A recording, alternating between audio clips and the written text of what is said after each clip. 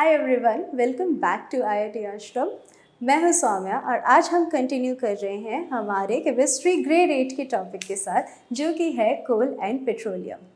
तो इसी सीरीज़ में स्टार्टिंग में हमने पढ़ा था रिसोर्सेज क्या हैं, फॉसिल फ्यूल्स क्या हैं, फिर हम धीरे धीरे फॉसिल फ्यूल्स में अंदर बढ़ते गए। We first talked about coal, then we studied about petroleum, और आज है हमारी क्लास ऑन नेचुरल गैस। वैसे नेचुरल गैस स्टार्ट करने से पहले आपको ज़रा एक सुपर मिथ बता दूं। देखिए, कई बच्चे ऐसे होते हैं, उन्हें लगता है हाँ नेचर में जो गैस है बस उसे नेचुरल गैस कहा जाता है। वैसे ऐसा नहीं है। Please remember the blanket of the gases which is actually present around our planet Earth is referred to as atmosphere. कुछ बच्चे अभी भी हैं जो ये गलती कर देते हैं, but please remember natural gas जो है that is actually a fossil fuel. जैसे कि कोल एंड पेट्रोलियम बने थे by the decomposition of the living organisms approximately 250-300 million years ago।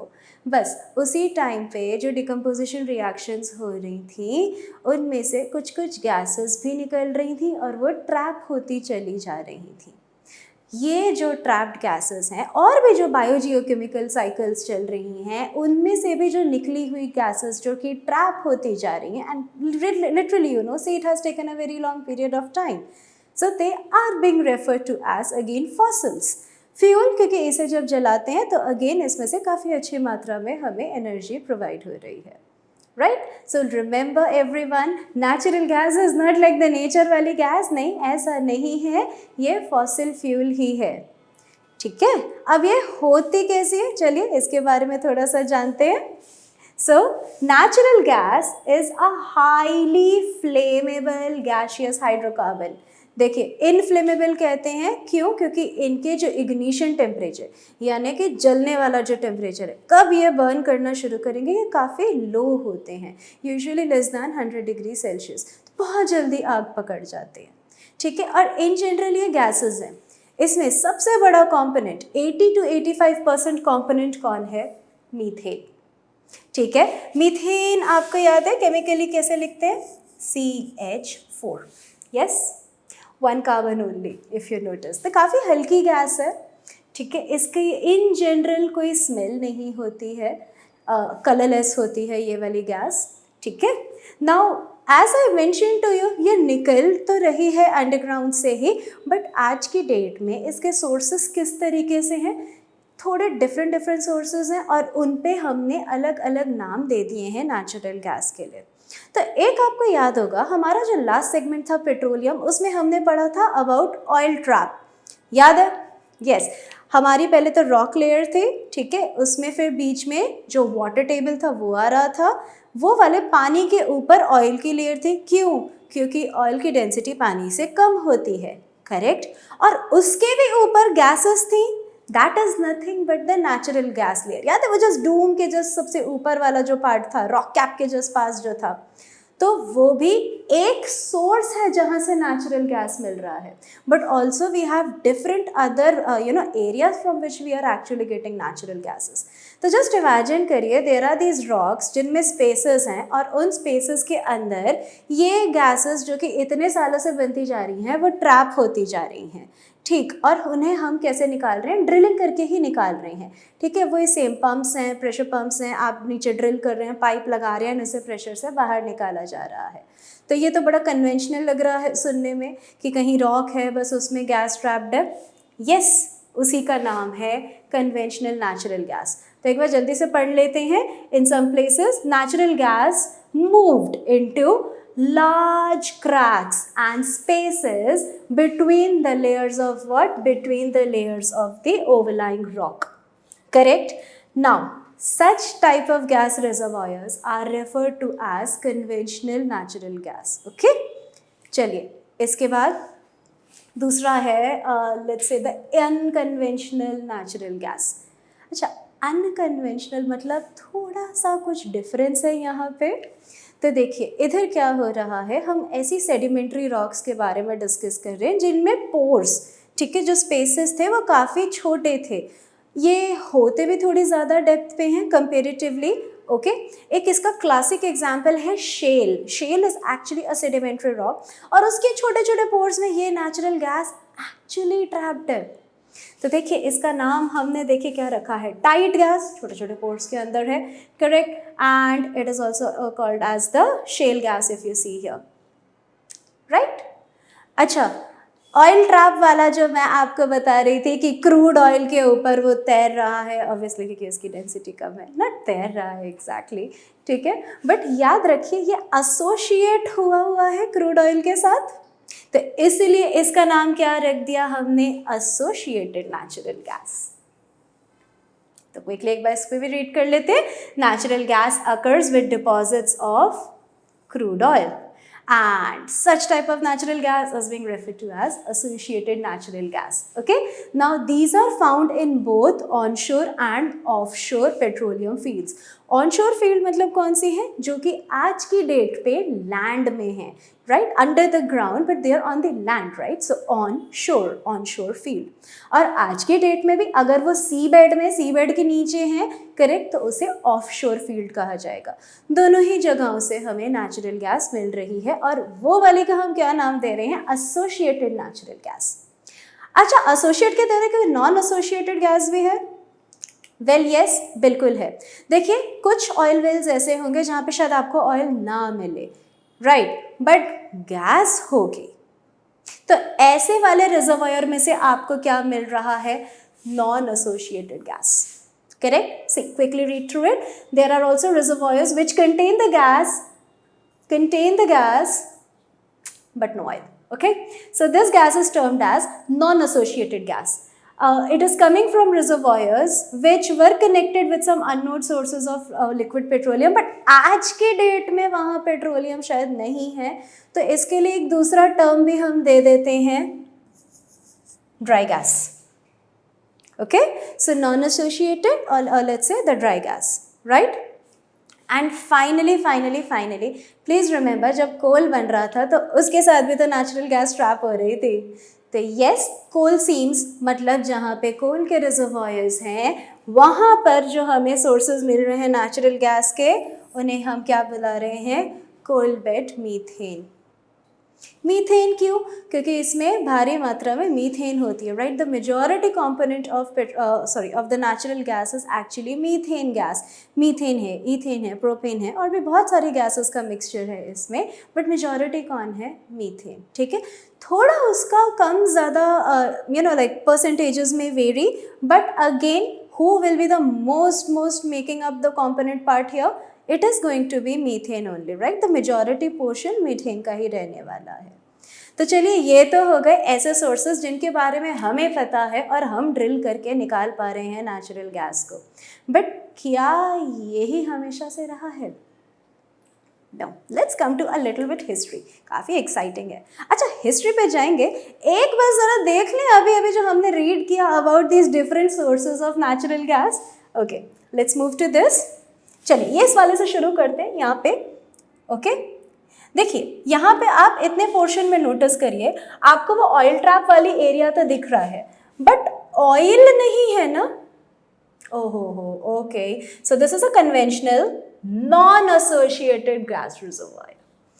अच्छा, चलिए थोड़ा और इस साइड आए। हाँ, look at this one. Sedimentary rocks में छोटे छोटे pores में अंदर घुसा हुआ है, ये if you notice, yes, आप यहाँ पे देख रहे हैं गैस रिच शेल लिखा है, यहाँ से आपको शेल गैस मतलब कि टाइट गैस मिलने वाली है। ओ लवली, ये तो हमने लास्ट क्लास में भी पढ़ा था, ऑयल ट्रैप वाला, है ना। देखिए ये ऑयल है, इसके ऊपर ये गैस है, तो इसका नाम हो गया associated gas. And last but not the least, coal seam के पास, कोल माइन के पास, यस, तो उसका नाम हमने दे दिया है कोल बेड मीथेन। अच्छा, चलिए, मैंने आपको बताया था हम थोड़ा ज़रा हिस्ट्री के बारे में भी पढ़ेंगे, तो let's come to the historical point now. अच्छा, हिस्टोरिकल पॉइंट पे भी आएंगे, that is a pretty different topic, but सबसे पहले तो ये नेचुरल गैस को यूज़ कैसे किया जाता है हमें ये भी तो पता होना चाहिए। आज की डेट में आपने जो मेजॉरिटी बात सुनी होगी वो होगी it is used for making electricity and it is used as a fuel, है ना। इस पर हम लोग अपने व्हीकल्स चला रहे हैं, आपने देखा होगा CNG के किट्स लगते हैं। Now CNG, compressed natural gas, वैसे ही LNG भी होता है, लिक्विफाइड नेचुरल गैस। अच्छा, गैसेस को लिक्विफाई कैसे करा जाता है? बहुत सिंपल है, under very high pressure and low temperatures we are literally bringing the particles closer to each other and converting the gas into the liquid state, right? So just compress natural gas भी है, liquefied natural gas भी है, और ये नहीं, हमारे पास तो PNG भी है, पाइप नेचुरल गैस। अच्छा, इतना तो हमें पता है कि it is being used as a fuel, ठीक है, for cooking, I am so sorry, wait a minute, for cooking and also as a fuel for certain vehicles. But क्या आपको ये पता है, जैसे मैंने अभी आपको बताया अलग अलग टाइप से हम लोग सोर्सेस बोल रहे थे, सीएनजी है, एलएनजी है, पीएनजी है, राइट? तो PNG, the pipe natural gas is being used as a household fuel. आपने देखा होगा येलो येलो कलर की पाइप्स होती हैं, यस, बिल्डिंग्स में लगी हुई हैं, टेनेमेंट्स में लगे हुए हैं, उसमें जो गैस आ रही है वो पेट्रोलियम गैस नहीं है my dear, that is actually natural gas which is in pipe form. बड़े बड़े जो ट्रांसपोर्टेशन के लिए व्हीकल्स होंगे, लेट्स से कुछ ट्रक्स हैं, ठीक है, उनके लिए लिक्विफाइड नेचुरल गैस यूज़ करा जाएगा, एलएनजी। और जो लाइट वेट व्हीकल्स हैं उनके लिए simple CNG, compressed natural gas use करी जाएगी, ठीक? अच्छा, यही नहीं, natural gas is also used as a raw material for making different products. कुछ फर्टिलाइजर्स बनाने के लिए यूज़ होते हैं, डाइज बनाने के लिए यूज़ होते हैं, ठीक है, अलग अलग केमिकल प्रोडक्ट्स बनाने के लिए एक्चुअली नेचुरल गैस को as a raw material use किया जा रहा है। अच्छा, ये जो आप यहाँ पे देख रहे हैं, इसमें मैं आपको थोड़ा सा बेसिक आइडिया दे देती हूँ। हम सबसे पहले तो नेचुरल गैस को लाएंगे उसके ओरिजिन पॉइंट से, फिर उसकी एक प्री ट्रीटमेंट होगी, उसको थोड़ा लिक्विफाई करा जाएगा, लिक्विफाई करके it can be रीगैसिफाइड, okay?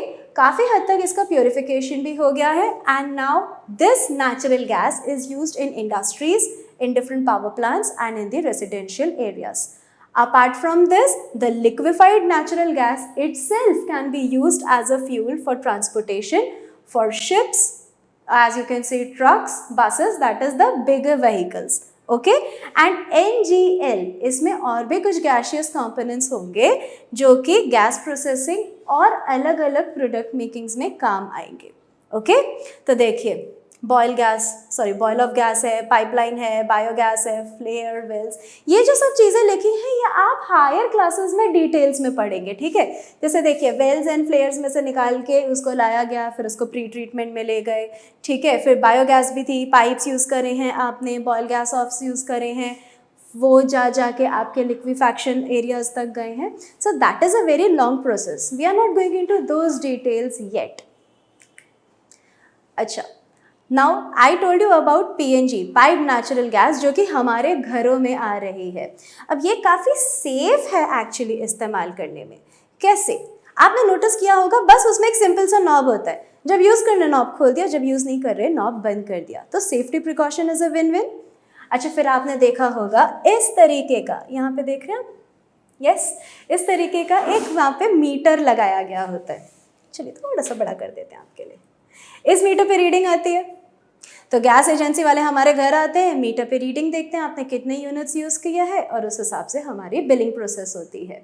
Well, also it is a little cheaper to the other resources which we have for cooking fuel. अच्छा, अपार्ट फ्रॉम दिस, मैंने आपको बताया सेफ्टी मेजर्स तो हैं ही, इसकी सप्लाई भी तो एकदम अनइंटरप्टेड है, राइट? अच्छा, व्हाट अबाउट द 24/7 एक्सेस? यही uninterrupted access, correct, and easy billing method. आप चाहें तो सीधा इसका ऑनलाइन बिल भी पे कर सकते हैं, राइट? QR कोड्स भी आते हैं इसके बिल में। तो क्या आपको ये पता है कि Baroda was actually chosen as a pilot city for checking whether PNG works और not, and it was a huge hit in this city.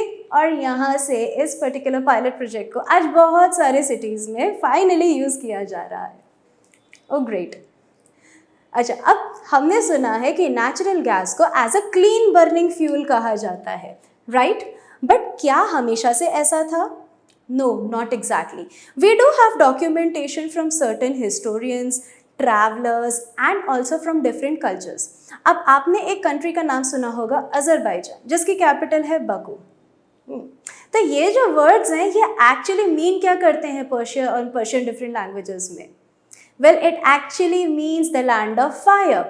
इस एरिया में और इसके जो सराउंडिंग मिडल ईस्टर्न एरिया है वहाँ पे बड़े बड़े ऑयल एंड नेचुरल गैस के फील्ड्स हैं और एक्चुअली वहाँ काफ़ी आग लगती रहती है। तो पुराने ज़माने से वहाँ पे ऐसे डॉक्यूमेंटेड इंफॉर्मेशन है कि एक जगह है वहाँ से ऑटोमेटिकली कुछ गैस निकलती रहती है और वो आग पकड़ती रहती है। So you might have heard of Zoroastrians. It is actually a religion which we now call Parsis in India, you must have heard of. तो उनके भी डॉक्यूमेंटेड रिजल्ट्स हैं हमारे पास।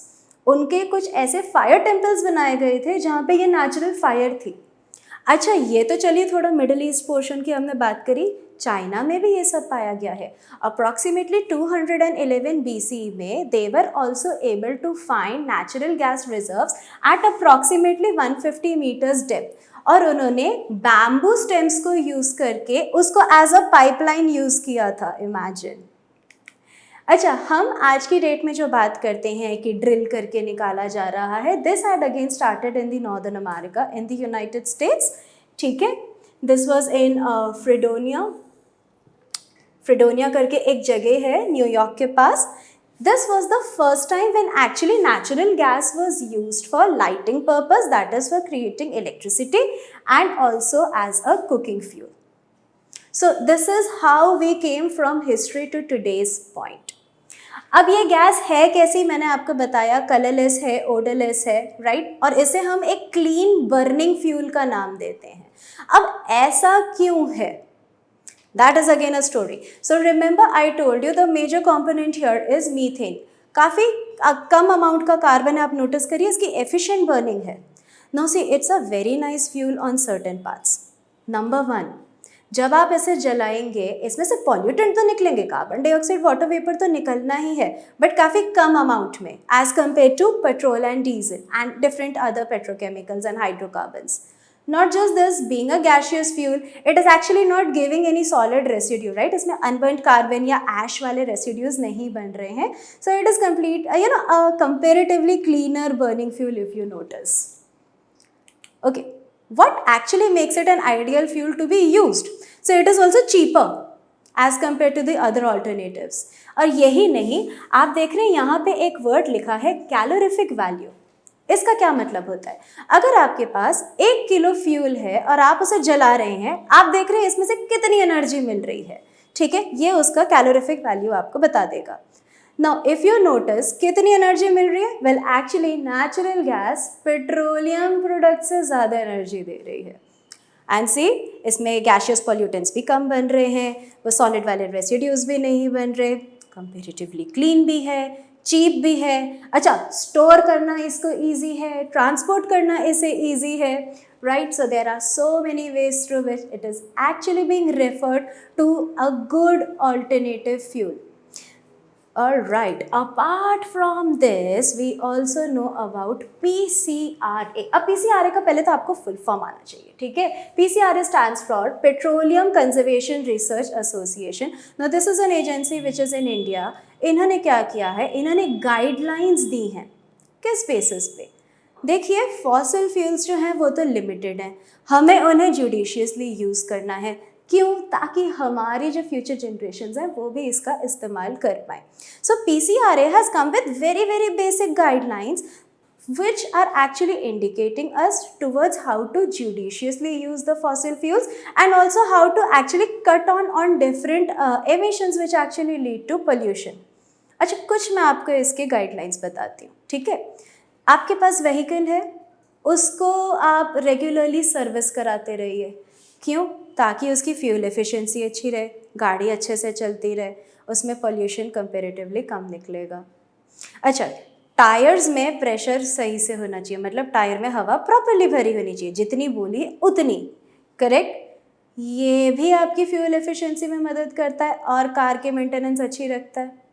अच्छा, बहुत ज़्यादा फास्ट और स्लो ड्राइव नहीं करना है, ठीक है? एक नॉर्मल कंटिन्यूस स्पीड पे ड्राइव करिए, again fuel efficiency. Traffic signal आ गया, इंजन को बंद करिए। क्यों? ताकि फ्यूल बचे। तो ऐसी छोटी छोटी चीज़ें हैं, ये एक पर्टिकुलर गाइडलाइंस PCRA ने दी हैं। कार पूलिंग आपने सुना होगा, अगर 4 लोग एक ही जगह जा रहे हैं तो एक ही कार में चले जाओ, मतलब एक ही व्हीकल में चले जाओ, है ना। पब्लिक ट्रांसपोर्ट का ज़्यादा इस्तेमाल करें। छोटा अगर कोई डिस्टेंस जाना है तो you can simply walk down और use a bicycle instead of using a big vehicle for going so, right? So such basic guidelines have been put up by PCRA which are really very important for us to understand and also to execute.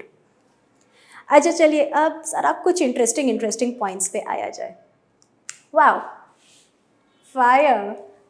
वैसे ये जो जगह है ये है Turkmenistan में, and this particular place is actually called the doorway to hell. Oh yes, अब देखिए ऐसे डोरवे टू हेल क्यों कहा जा रहा है, आप नज़र देखिए ध्यान से, इतना बड़ा क्रेटर और उसमें आग लगी हुई है। वैसे ये डेट करता है कुछ अप्रॉक्सीमेटली 1950s और उसके पहले के टाइम से। यूएसएसआर कुछ अपने गैस एंड ऑयल के पाइपलाइंस ले कर रहे थे। अब एक थियोरी ऐसा कहती है कि उन्हें कुछ गैशियस एमिशंस निकालने थे और उसके वजह से ये क्रेटर बन गया। वैसे कुछ ये भी कहते हैं कि यहाँ पे यस पाइपलाइन का काम तो चल ही रहा था, बट इस जगह पे ऑलरेडी काफ़ी बड़े नेचुरल गैस के रिजर्व्स थे। अब आज के डेट में जो स्टडी है उसमें इतना तो पता है कि this is a big reservoir of natural gas, but उस टाइम जो आग पकड़ गई और ये जो इतना बड़ा क्रेटर क्रिएट हो गया क्योंकि धरती धंस गई, राइट? तो this is still burning. Just imagine you are in middle of a desert and you see this burning big crater. So this is being referred to as the doorway to hell, and this is an actual site जो कि अभी भी burn कर रही है। क्यों? क्योंकि natural gas ही natural gas है वहाँ पे। अच्छा चलिए ज़रा अज़रबैजान पे भी आते हैं। मैंने आपको बताया ना, the land of fire, the eternal fires present there. तो वहाँ की जो कैपिटल है बाकू, वहाँ एक पर्टिकुलर माउंटेन रेंज है, ठीक है, और इस जगह का नाम है यानार दाग। 1950s में एक शेफर्ड थे जो वहाँ घूम रहे थे, चरवाहा जिन्हें कहते हैं, राइट। उन्होंने एक्सीडेंटली वहाँ आग लगा दी एंड लिटरली ऑलमोस्ट पूरे माउंटेन ने आग पकड़ ली। तब जाके पता चला कि इस पर्टिकुलर माउंटेन रेंज के नीचे काफ़ी बड़े नेचुरल गैस के रिजर्वॉयर्स हैं। अब आज के डेट में पूरा माउंटेन तो नहीं चल रहा, but yes you can still see certain pockets. See, there are natural vents there in different parts of the mountain, right? और वहाँ अभी भी ये वाली आग पकड़ी हुई है। So remember I told you a point about the Zoroastrians and their fire temples. They do actually have such documented resources जिसमें ये बताया गया है कि वहाँ eternal fire चलती जा रही है और आज भी चलती जा रही है, फायर भी अवेलेबल है। क्यों? क्योंकि वहाँ इतनी सारी नेचुरल गैस है नीचे which is still not depleted. Wow, that is true. तो natural gas is being used as a better fuel, yes, as a better burning fuel, but please remember fossil fuels तो हैं ही, we are now also going towards the alternative sources of energy which is also called the non-conventional sources of energy, right? जैसे कि sunlight है, उसमें से solar energy बनाई जा रही है, wind energy use करी जा रही है wind में से। अच्छा, oceans में से energy कैसे निकल रही है? temperature difference है ओटेक एनर्जी। टाइड्स आ रही हैं जा रही हैं, टाइडल एनर्जी, वेव्स में से एनर्जी बना रहे हैं, बताइए। So yes, these are also some of the new alternative methods from which the energy is actually being derived. So that's it. Here we finally come to the end of our segment and also the end of this particular chapter. So I really hope you tune in with us with the next phase also, and I hope you actually had a good learning session with us. So फिर से मिलेंगे, bye bye, take care.